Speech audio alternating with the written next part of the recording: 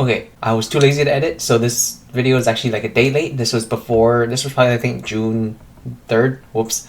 But I just watched the presentation that happened yesterday, the June 4th presentation, which is also on their investors relations site. And they had some things that also add more clarity, right? That make me even more bullish. First of all, I mentioned that the stock was around $9. It's now $10. Whoops.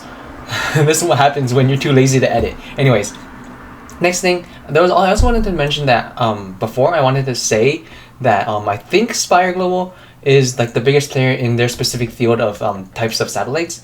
But I wasn't sure, so I didn't say it, but now I know for sure after watching the June 4th webcast. It's like they know I'm watching, or they know I'm posting.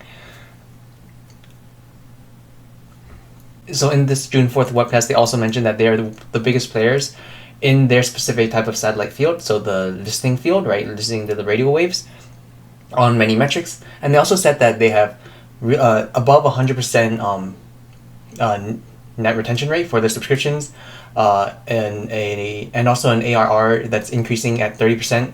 And I'm just like, dude, why does no one know about this? And now it's at $10. Like, okay, fool me once, shame on you, right? So like, don't have your hopes up. Just be glad, oh, we're here, right? Don't have your hopes up. If you make money, right, don't be worried that you're gonna FOMO, right? There's always a chance to buy in later, right? So like, just take profits, right? You learned that from before the earnings call, right? I'm probably gonna be too stupid and just hold throughout the entire time, because like I have this problem with letting go of stocks. I know it's a problem. I need to fix it. I have attachment issues. Leave me alone. Anyways, so just clarification. Now back to the video that I filmed June 3rd, right? So all the information is still accurate. It's just that there's additional information that I didn't include include in that video. Alright, bye. What's up? This is gonna be another video on Spire Global, ticker symbol SPIR, and oh my goodness, despite what the stock is doing, despite like what happened in ER, right? I just feel like I'm getting like more and more bullish just based off of okay. So what happened was on May 30th, there was a podcast, right, or a webcast, where basically Peter Platzer, the CEO of Spire Global, he went on interview, right, and he talked about Spire Global, what they're doing, their current financial situation, and all that stuff, right, and kind of the projects that they're working on. And it's really hard not to be bullish, right? He mentions a few things, some things that I already mentioned a few times extensively on this channel, and some things that I didn't even think about. And I just want to go over those things that I didn't even think about, and that just like make me even more bullish. And it's freaking crazy, right? So let's just talk about the things that I talked about first, right? So the CEO, he talks about like the two kind of generational, I guess, tasks that we have to work on, right? Specifically with data, and that would be with predicting weather and predicting and also global security, right? Like monitoring like armies and stuff like that. And he basically talks about how those two are the two biggest things that Spire Global's data can be used for, in addition to other things, right? But those two are like the main ones. And I just want to mention that so that I can touch on it later. So I have I saw some comments about how Spire Global's competitors might be someone like Maxar, might be someone like Planet Labs, and those Platzer goes into, I hope that's how you're supposed to pronounce his name, but basically the CEO of Spire Global, he talks about how there's three different types of satellites, right?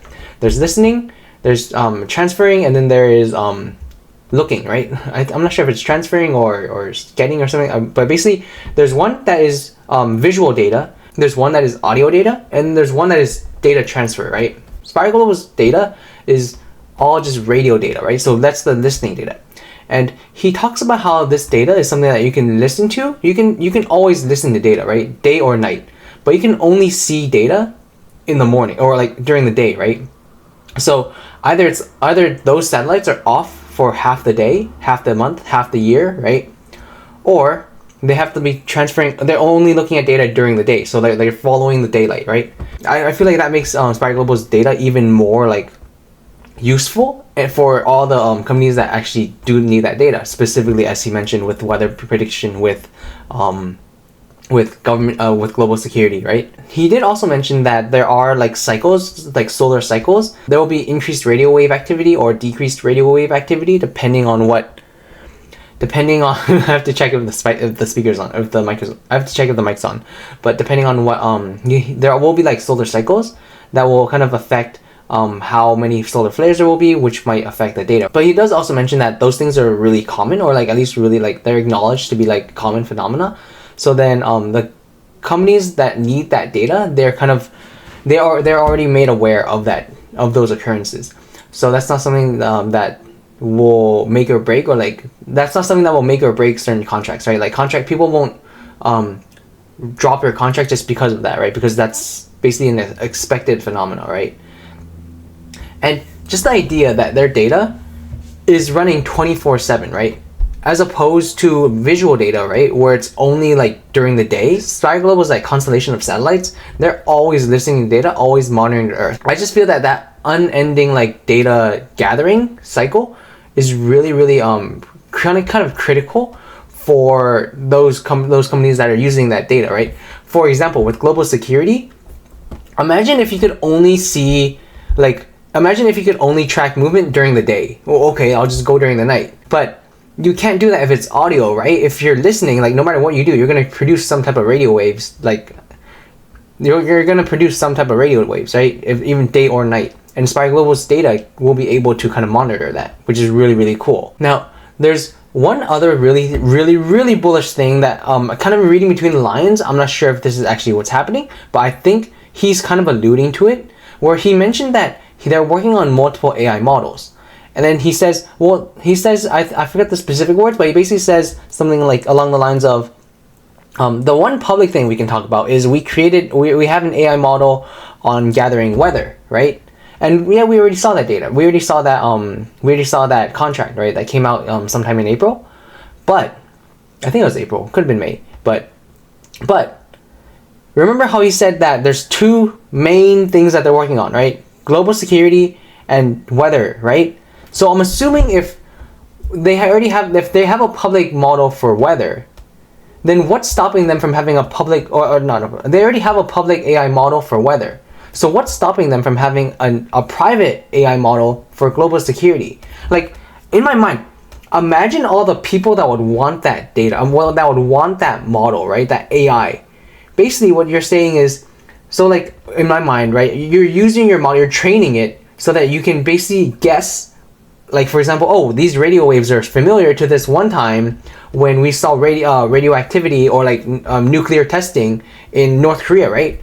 And then maybe you see that same exact pattern somewhere else during the war. Or maybe you say, okay, these radio patterns are really similar to what happened before this war, or before that war, or before like whatever, right? Before like a massive movement of troops. Like imagine all the not even companies, right? Imagine all the governments, governments that have like endless piles of money.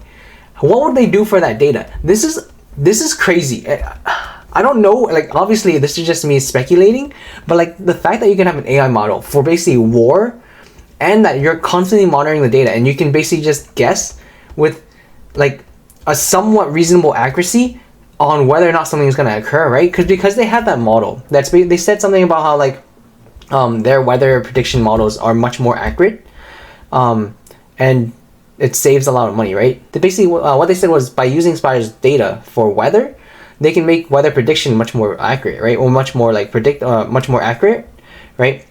Now imagine that with war. Imagine being able to like accurately predict your enemy's move with just Spire's data. Like who wouldn't want that? In addition, right, they also mentioned that the weather with Spire Global's data and creating that AI model for weather, right, he mentioned something about how like there's a lot of inefficiencies due to the unpredictability of weather, and how it loses a lot of companies a lot of money, right? Now, as a company, if you want some type of insurance, right, you could use Spire Global's data and use their AI to be able to predict weather more accurately so that you'd save money. So like this is just like a crazy use case. Like this use case is just amazing, in like how much money it can save all these companies. And like I'm sure that like there will be companies that will find this intriguing. And Spire Global being one of like the main like players in this field, right? Why not turn to Spire Global? So all that bullishness aside, right? Talking about their finances, right? So he does go over how they raised 40 million last quarter. They raised another 10 million 2 quarters ago, right? So they have $50 million cash on hand, and they're also in the process of restructuring their debt, which is also really good, right? Because so the thing about restructuring your debt is before, you have to think of it like this, right? Before when Spire Global was a much smaller company, they had to assume a lot of debt. And when you're a small company assuming a lot of debt, your interest rates are going to be a lot higher than if you're a big company getting a lot of debt, right? Because you're more risky. For example, Joe Schmo's like sandwich shop, when they borrow money, it's gonna that money is going to cost a lot more than if Apple or Microsoft or Google they borrow money, right? Because one's more risky, right? So then they need to have a little bit more of like a risk protection or a little bit more of an incentive to lend to you. So that's the higher premium of that rent of that debt. So the restructuring of the debt and the money that they just got, this money that they just got was gotten when the valuation of the company was a lot higher, right? $14 a share, $12 a share, right? That is from $9 a share. That is what, a 33%, that's a 33% increase or a like more than 50% increase. Is my math right? Yeah, more than 50% increase. That means that they did not have to dilute the company as much as they would have if they had done the direct offering now rather than before, which is also really, really good for the balance sheet. Also, another thing that makes me really, really bullish is the CEO of Spire Global. He also reiterated again, they're looking at achieving free cash flow positive, right, by summer of this year. Again, right? The management has reiterated this time and time and time again, right? So, like I'm going to believe them if they're reiterated that many times that they're more or less confident that that's going to happen, which makes me more bullish that like we're looking at basically like the bottom. Like I don't see it going any lower. Maybe it does, right? Then it'll just be another slap in the face. But like they are reiterating this, like they're just like screaming it in your face, like without saying it. They're just like, dude, are you like? They're basically just like, buy the fucking stock. It's fucking too cheap, right? They're basically just screaming that at your face. Now, I guess the last thing is, aside from selling data, right? The data that they gather, is they also sell this service to manage satellites, right? And this service it's a subscription-based service, which is really important to know, right? So that basically means that they have an annual recurring revenue, an ARR, right? Which is one of the most important, like one of the best things, right? Because then basically you don't have to do as much work, right, as you would have or you don't have to do as much work, as much sales, as much marketing when you already have this customer base. And I would say subscriptions in this case are probably more sticky than they would be in other industries or in other sectors, right? For example, basically there's no rocket money, right? There's no rocket money telling you to cancel your subscription to Spire Global, right? Like you have a satellite. All these companies that are hiring Spire Global do have a satellite. You want them to manage your satellites, right?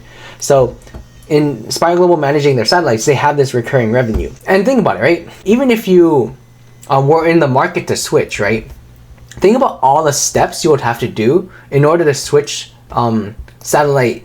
What are they called? Satellite managing services, right? You're already working with Spire Global. You already have this relationship. They're all like your satellite's already in space, right?